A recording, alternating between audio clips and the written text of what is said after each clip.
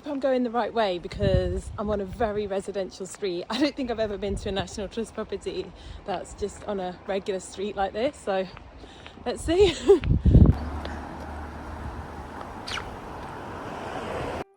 The Red House is on a residential street in Bexleyheath, which is in South London. But when this was originally built, it would have all been open countryside. So to visit the Red House, you actually have to book a tour for this particular property. The Red House is the only house that was designed, built and lived in by William Morris. Morris was a pioneer of the arts and crafts movement, and the Red House was the birthplace of his decorative style. Morris was born to a wealthy middle-class family in 1834. He was actually best known in his lifetime as a poet and posthumously for his designs. Here we are in the entrance hall, and this settle is one of the more famous pieces in the house that was painted by Morris and his artist friends. Also, the door has the stained glass windows that depict the 4 seasons. The Red House was almost exclusively hand-painted by William Morris and his artist friends. However, in subsequent years, a lot of the work got painted over, mostly in white, and you'll see different areas around the house where they've peeled back layers to show what used to be there. Matte paint, so none of the paint that they would have had then would have had a high gloss on it. Painting the background, they've had 2 goes at the background underneath there and whited over both of them. Indecision was them. The gilding that you can see underneath it. And gilding was one of the sort of popular ways in which they liked to decorate their medieval furniture in this early period. You can see that they overlaid the original orange paint with roses, and you can see them all. See the roses underneath the brown paint? William Morris commissioned his friend Philip Webb to design the Red House following his wedding to his wife Jane in 1859.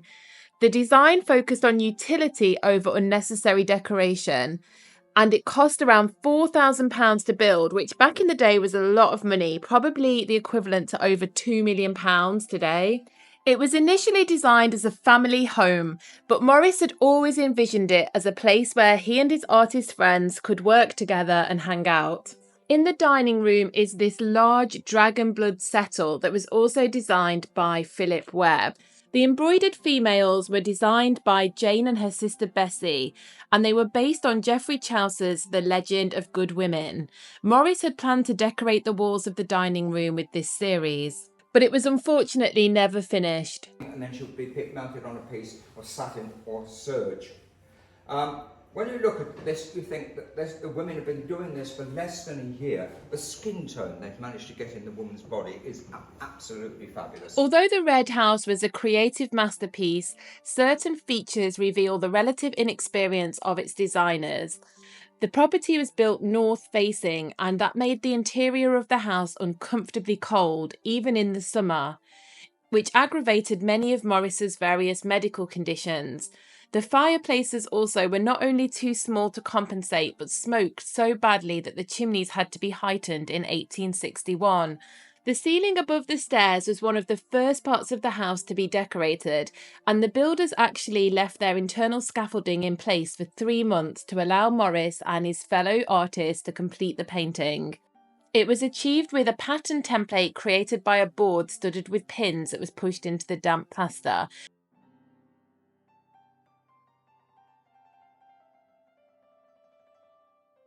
As we approach the landing, you can see the painted glass panelled windows. If you can't read the words, they say "si je puis," which means "if I can," and Morris took this from the 15th century Flemish painter Jan van Eyck. When Morris was decorating the house, he was unable to find any furniture that he liked, so he further commissioned Webb to design much of the Gothic furniture to suit the style of the house. He then painted the furniture with his friends, who at the time included Dante Gabriel Rossetti, Elizabeth Siddal, and Edward Burne-Jones. Everything in the house was designed by Morris and his friends, and it was from this that he realised that if he could create such a beautiful masterpiece in the Red House, that he could help others to create this in their homes. From here, he created the company Morris, Marshall, Faulkner & Co., otherwise known as The Firm.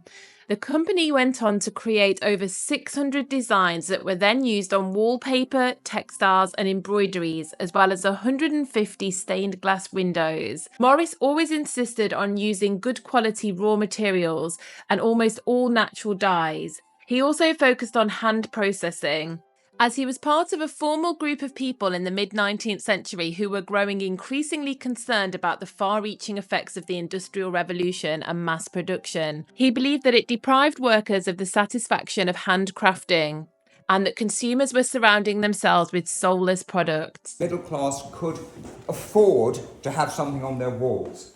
So these are the three designs that we know he designed whilst he was down here: trellis, daisy, and fruit or pomegranate. The block that would be used to produce a paper. This is the block for marigold, a single colourway marigold that we've got here. And so that would be the block that would be used. It's in pear wood. So here we enter William and Jane Morris's bedroom. The room is empty and it's kept dark, as the focal point in this room is the wall mural that was uncovered by the National Trust in 2013. It was actually hidden behind a wardrobe. The mural depicts biblical characters from the Book of Genesis, and it is thought that the two figures on the right are the work of Elizabeth Siddal, as there is a letter in the archives that she wrote to Rossetti asking for his help. It's thought that the two figures on the left are Adam and Eve and that they are by Rossetti. When Hollenby was living here, he discovered some of the mural and he fitted a false wardrobe to the left so that when he took visitors around the house, he could show them the big reveal when he opened the doors. We've now entered the drawing room, which looks relatively calm now as it's been whitewashed by subsequent owners of the property. But as you can see by the bits that have been revealed, this room would have been exceptionally colourful and busy when Morris was living here.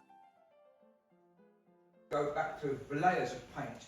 I think there was dark brown paint on here, very, very thickly laid on. But what we have been able to discover is that each of the panels was decorated like that with gold leaf in it. So a pretty stunning decoration. The Red Room was one of the most used rooms at the Red House, and on the drawing room walls, Morris had wanted to have a mural featuring a series from a scene from a 15th century Middle English romance called Tale of Sir de Chavant. The mural was painted by Edward Burne-Jones as a wedding present to William and Jane Morris. You can even see that he's incorporated the faces of the husband and wife into the wedding ceremony. There's a few other quirky features in the painting to look for, including the wombat that you can see asleep under the chair. This was added because the group were obsessed with wombats. By 1864, Morris was beginning to tire of the constant commute between the Red House and his office in Bloomsbury. He asked Webb to draw up plans for extending the Red House so Edward Burne-Jones and his family could move in with him. Sadly, this was never meant to be, as Edward's wife, Georgina, lost her baby Christopher and they withdrew from the plans. Morris then moved his family to London whilst renting the Red House, but he felt unable to play landlord to a house that he loved so much, and after a year, he sold it. It's believed he never visited the Red House again.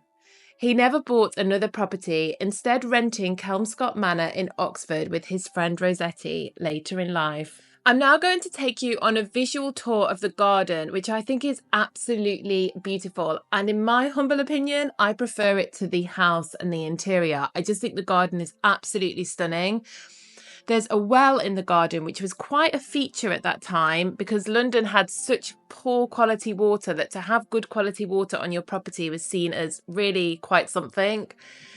There's also an elderly apple tree in the garden that's been preserved with grafts in the aim to re-establish the orchard of the 1860s.